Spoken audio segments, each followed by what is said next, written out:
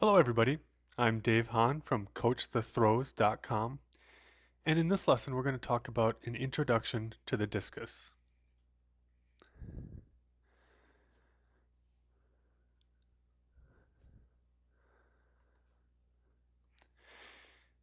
Now in the disc we have to address safety. You can go back as far as Greek mythology and hear about some of the ancient gods actually being killed by discs. So make sure uh, your athletes as well as you know that the discus is a potentially lethal implement and that safety should always be addressed. And this should go for both meets and at practice. Uh, Everybody who is near the throwing area should know where the potential impact areas are, and make sure you're aware of the circle at all times. Now let's start from the beginning. Let's talk about the grip. The athlete should make an L with the thumb and the forefinger of their throwing hand. For the purposes of this discussion, we're going to assume uh, a right-handed thrower. So if you're left-handed or have a left-handed athlete, you'll want to just kind of reverse anything I say that refers to the right foot or the left foot. So make an L with the thumb and the forefinger. You'll bisect the discus with your forefinger or cut it in half, and the disc stays out on the fingertips. So you're going to hold the back half of the discus as seen here. You see right down the middle of the discus, the forefinger is here, the L between the thumb and the forefinger. And then there's two different styles of grip for the discus. There's the claw grip, which you see here, which is you have your fingers spread on the discus, or the fingers together grip, where the first two fingers are placed together. And personally, I prefer this fingers together grip. I feel like this provides a stronger platform for the discus to leave. Uh, you want to make sure that the discus is held out as far on the fingertips as you can. The fingers should not go over the edge of the discus. It's centripetal force that holds the discus in the hand, so you shouldn't be gripping around the edge of the rim.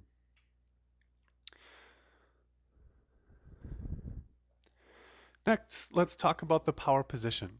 Now in the power position, some of the keys here, you want to focus on heel-toe relationship.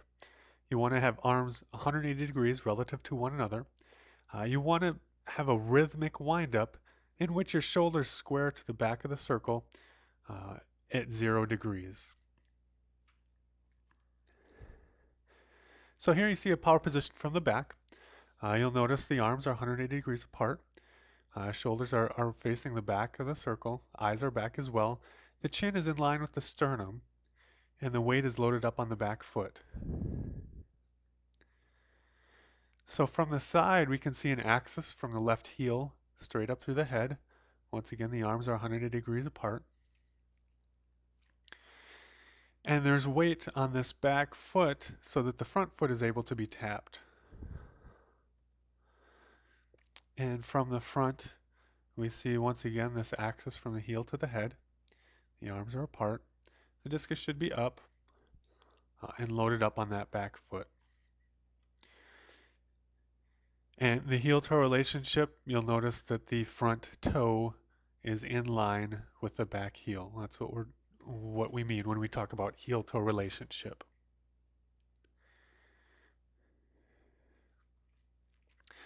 So moving into the power throw, this is the actual movement from the power position. We want to be sure that the movement starts by putting force into the ground. One of the key factors that a lot of athletes miss out on is putting that force in the ground. The throw doesn't happen from the upper body, it starts from the ground up. So we want to focus on turning the feet.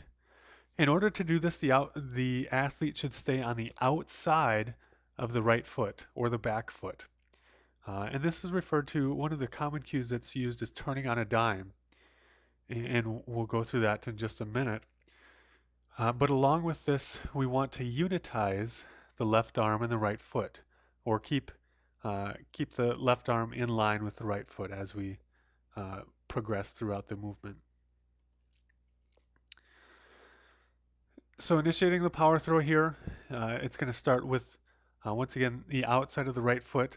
The heel is going to come around so that the toe, the knee, and the hip all face the throwing direction before the upper body is used.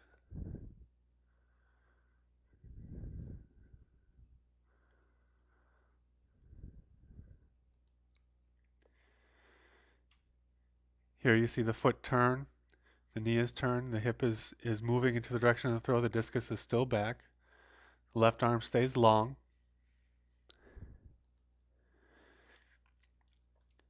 The foot turns as far as it can on the outside of the foot, then hip extension forward, the left arm holds its place, and you throw around a stable left side. You'll notice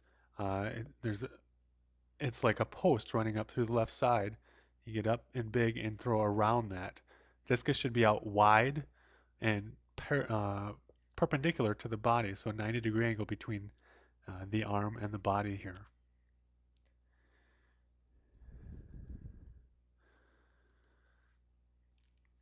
Once again from the front, you want to get the discus as far out as you can, really get left with it.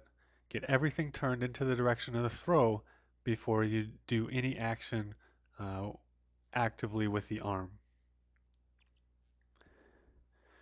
For the release, you want to sling the discus or whip it. You don't want to think about slapping or hitting the discus. Once again, you want to get out and be relaxed so that you're way out towards the left, as far left as you can get with that discus, and throw around a solid left side.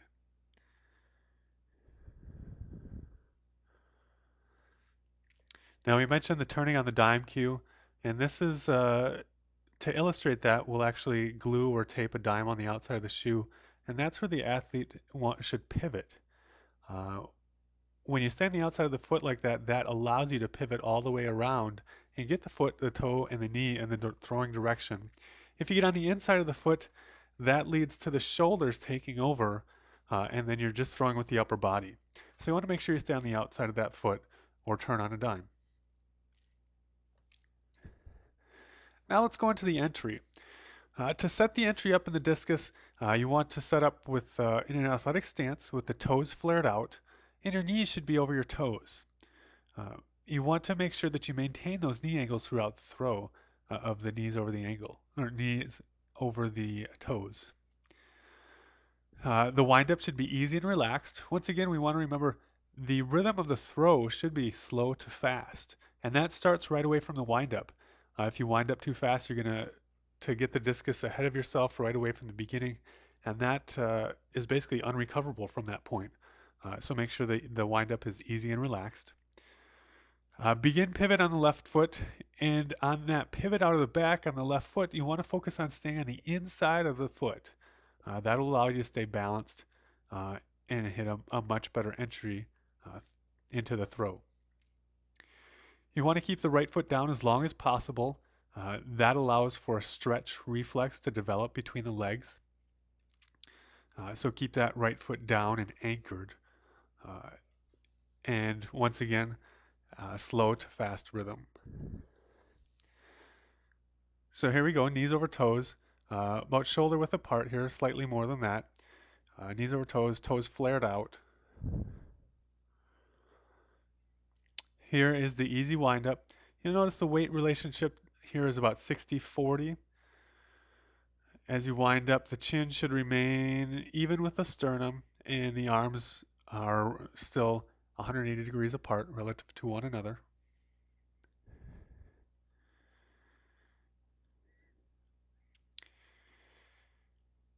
The throw is started with the left heel. Pivot on the inside of that foot, push the heel out.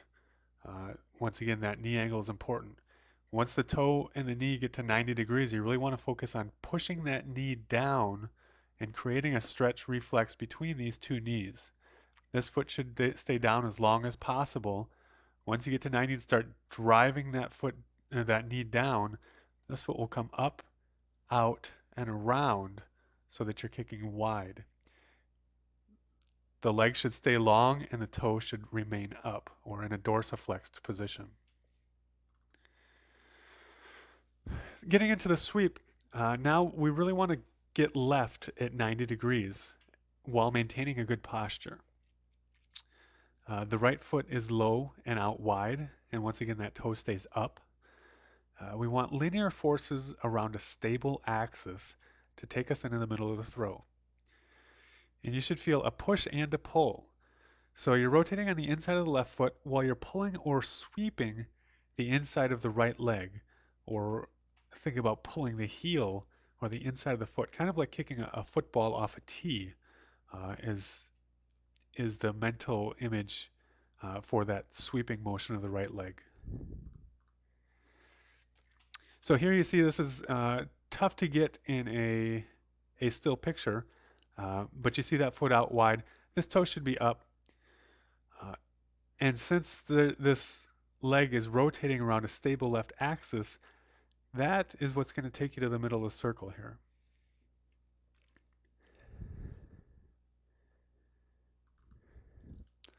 In the middle, once again, land with the toe up or let the circle come up to you. Don't reach down because that's going to lead to falling on the inside of that foot, and then you get on the front foot too fast, and then it ends up being an arm throw or over the top.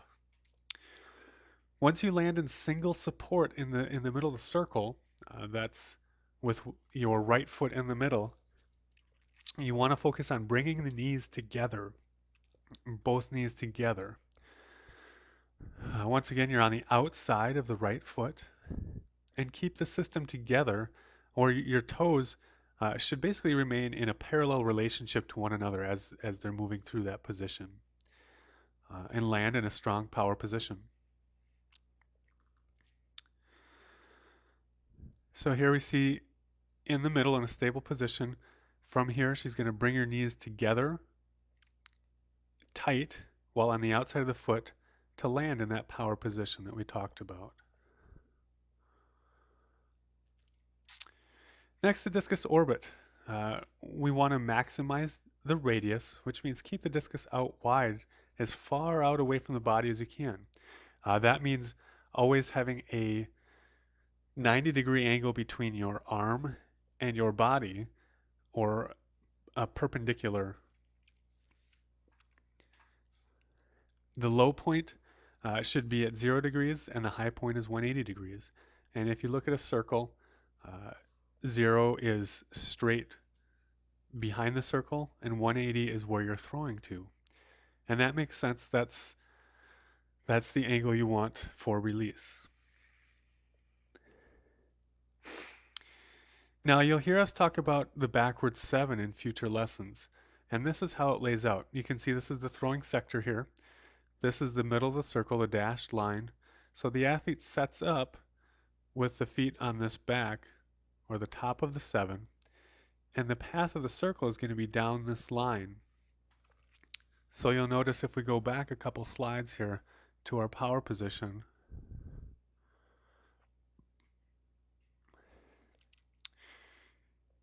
here the back foot is in the middle and the right foot is on that end line. And she would start in this position back here.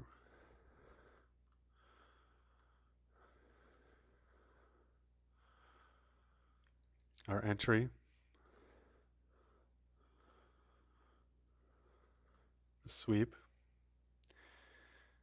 This force goes right down that line so that she lands in single support, basically in the middle of the circle, and then into the power position.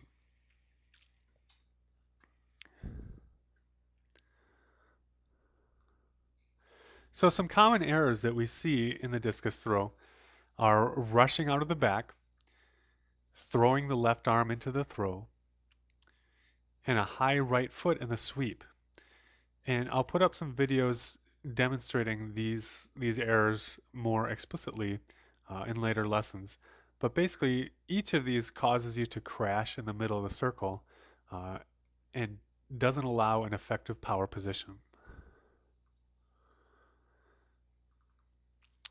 So the keys to remember, you want to keep the upper body passive. Throughout the throw, remember the throw starts from the ground up.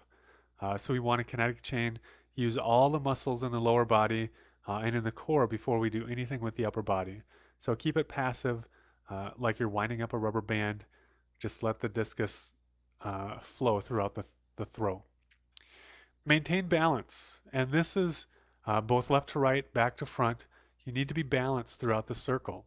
And that comes from those weight relationships we talked about on the feet. So in the back in the entry of the throw, you want to be on the inside of the left foot, and in the middle of the throw, be on the outside of the right foot. It's really important to stay down in the left knee. If you pull that knee up, once again, that causes some of those errors we just talked about, where you're falling into the middle of the circle and really breaks the system down. Let the system do the work for you. Remember, the more you struggle or really yank on the discus, you're breaking that system, and it makes it more difficult. So you need to set the system up properly right away from the beginning of the throw, and let that work throughout the movement. And then also you have to remember you want to sling the discus or whip it. You don't want to hit it or yank it. By doing that, you really lose the efficiency of the movement because you're pulling it out of its orbit right at the moment of impact, which really ruins the throw and takes a lot of distance away from the throw. So sling it or whip it, but don't hit it or slap it. Some common drills for the discus, and we'll cover these in the videos preceding this, are the pirouettes, and that's an entry drill. The power throw progression, which will focus on the power throw movement or the stand throw. Walking throws, which focuses on hitting proper positions throughout the throw. And the shuffle, shuffle, stop progression, which really teaches you the weight relationship and where you need to land in the middle of the circle. So that's it for our quick introduction to the discus. After this lesson, stay tuned for these drills.